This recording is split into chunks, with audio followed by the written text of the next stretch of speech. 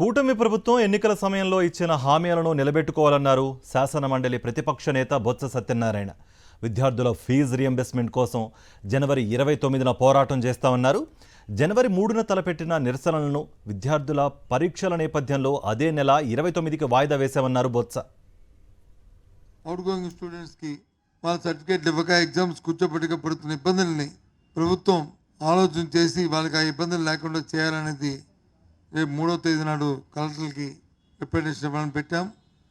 3వ తేదీ నాడు ఎన్ని ఎగ్జామ్స్ ఉన్నాయి, హైయర్ ఎడ్యుకేషన్ వాళ్ళకి పరీక్షలు ఉన్నాయి, ప్రాక్టికల్స్ ఇవన్నీ ఉన్నాయని చెప్పి సెమిస్టర్ ఉన్నాయని చెప్పి దాన్ని జనవరి 29వ తారీఖు నాటికి దాన్ని వాయిదా వేయడం జరిగిందనే విషయాన్ని తెలియజేస్తున్నాం.